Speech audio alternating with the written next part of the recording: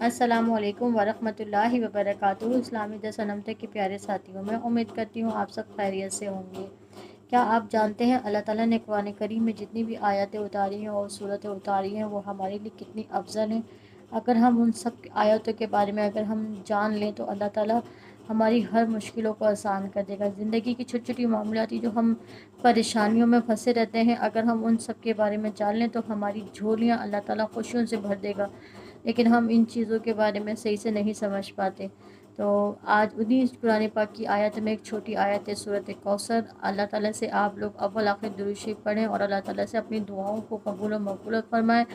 اور ویسے بھی 7واں روزہ ہے، رمضان کا مہینہ چل رہا ہے۔ اللہ تعالیٰ نے ارشاد فرمایا ہے جو اس مہینے میں اپنی دعائیں مانگتا ہے میں ان دعاؤں کو قبول و مقبول عطا فرماتا ہوں۔ تو جس کو سورۃ کوثر نہیں آتی وہ قرآن کریم میں دیکھ کے پڑھ لے، بہت چھوٹی سی آیت ہے، آپ لوگ آرام سے یاد